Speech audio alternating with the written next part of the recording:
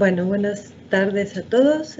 Hoy les voy a platicar un poco acerca de este proyecto que empezó hace 2 años y que se ha hecho en colaboración con distintos académicos, tanto de la Unidad Académica de CISAL como de Florida. Y bueno, un poco la motivación de este proyecto, como todos saben, pues ha sido esta problemática que se ha generado a raíz de las grandes elevaciones de sargazo a las costas de la península de Yucatán, en particular al estado de Quintana Roo. Entonces, bajo este marco, o en este marco acerca de todas las medidas que se han tenido que tomar, pues nos animamos a ver o a abordar este problema desde el punto de vista numérico.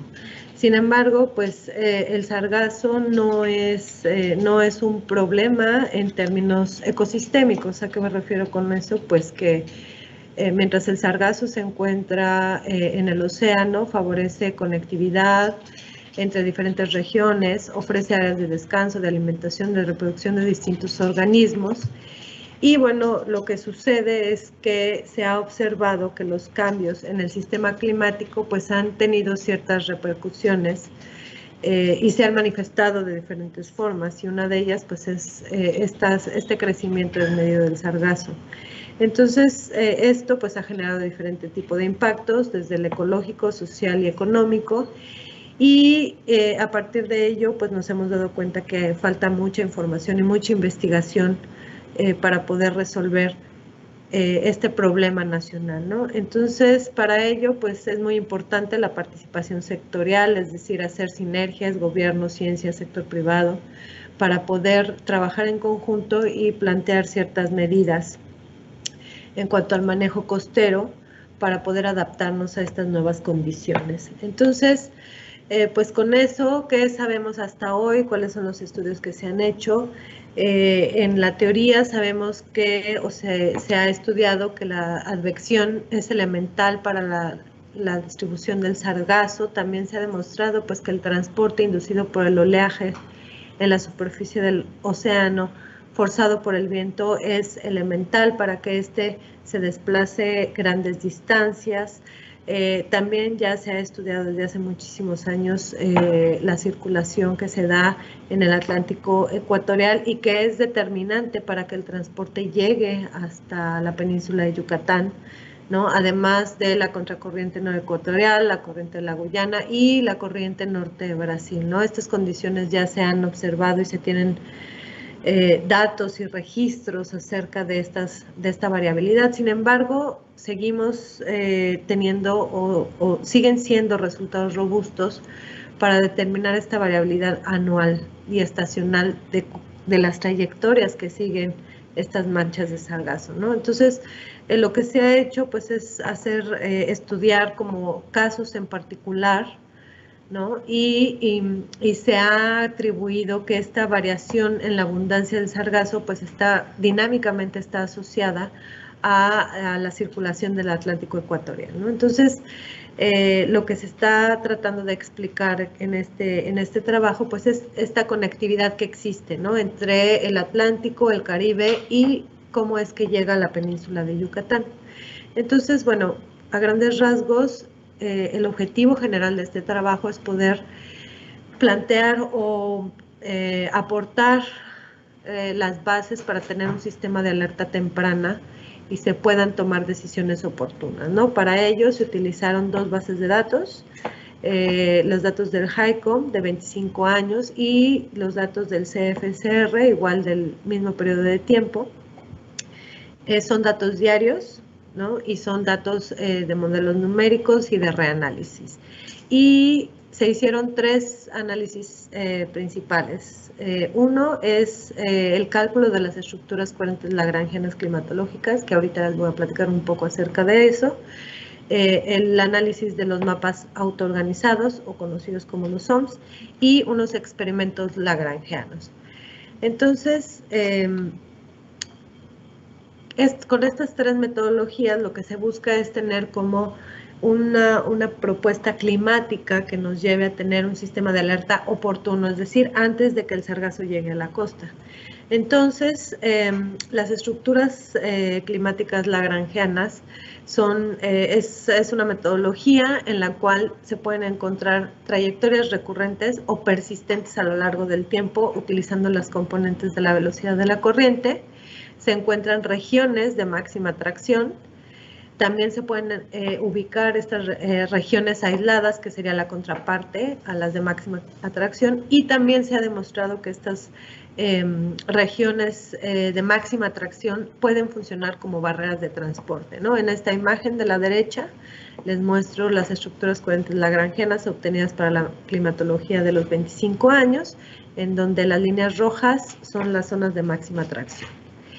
Por otra parte, están los mapas autoorganizados, en donde esta metodología está basada en redes neuronales artificiales sin supervisión, y con esto se hace un análisis multivariado, lo que nos va a permitir visualizar, clasificar, agrupar y detectar diferentes patrones en un periodo de tiempo, ¿no? Entonces, a partir de estos mapas autoorganizados, lo que obtenemos son patrones de variabilidad temporal y de variabilidad espacial. Para ello se hizo un arreglo de 3×3, lo que nos da como resultado una salida de 9 patrones. Y por otra parte se hizo el experimento lagrangiano, en donde se utilizan las velocidades, el campo de velocidades del HiCom, y se definió una zona de liberación. Esta zona de liberación está basada en el artículo de Wang y Hu del 2017, a partir de las cuales se observan imágenes de satélite del sargazo. Entonces, se libera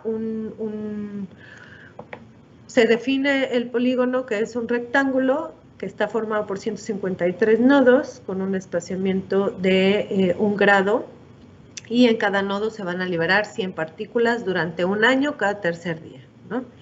Y esto se hizo con los datos del HiCom y con los datos de los SOMS, que son los mapas autoorganizados, estableciendo cada patrón de acuerdo a el periodo de ocurrencia. Y se hicieron 3 experimentos sin viento, considerando el 1% del viento y el 2% del viento. Y entonces parte de los resultados que se obtuvieron son, aquí les muestro el experimento de las partículas. Los colores indican el número de partículas acumuladas para el HiCom sin viento, ¿no? Es un acumulado anual de todo el dominio de acuerdo al mes de liberación.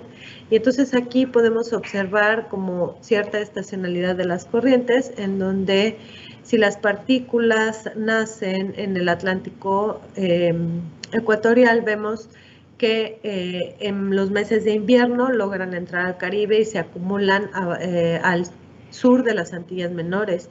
Sin embargo, cuando estas partículas son liberadas en los meses de primavera, verano, podemos ver que prácticamente no hay una acumulación significativa que llegue hacia el Caribe, ¿no? Más bien está asociado a la corriente norecuatorial y a la retrocorriente que se forma acá, ¿no? Le quedan 2 minutos, doctora. Sí, ya casi acabo. Y bueno, estos son los datos de los SOMS, y lo que buscamos es poder ver si en realidad teniendo en consideración estos patrones, logramos poder reproducir lo que sucede con las climatologías. Este es igual los experimentos sin viento, y vemos que lo que ocurre con estos patrones es muy similar a lo que encontramos con los datos del HiCom. Entonces, identificando estas barreras de transporte de las estructuras coherentes para el Caribe, se definieron 10 zonas estratégicas, y entonces esto es lo más importante, ¿no? Los paneles de arriba son del HiCom y los paneles de abajo son de los mapas autoorganizados, y lo que podemos observar es la importancia del viento. Tenemos zonas en donde el 1% del viento es mucho más importante. El 2% del viento es, digamos, está asociada a la zona sur del Caribe y parte de las Antillas Menores, y por debajo, antes de entrar a las Antillas Mayores.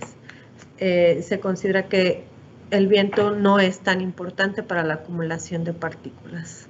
Entonces, ya para concluir, pues, ¿qué es lo que sucede en la península de Yucatán con estas estructuras? Lo que sucede es que a veces llegan y a veces no llegan y todo depende del forzamiento del viento en superficie. Al menos se necesita el 1% del viento para que las partículas lleguen a la península de Yucatán.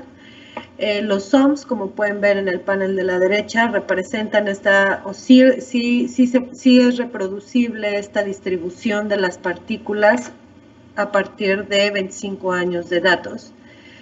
Y bueno, con esto concluyo, ¿no? En donde las particularidades en el Caribe mexicano es que llegan a costas mexicanas y entran por la plataforma de Honduras-Nicaragua, ¿no? Las barreras de transporte que forman las estructuras coherentes necesitan al menos el 2% del viento para que puedan cruzar hacia el otro lado y llegar a la península de Yucatán.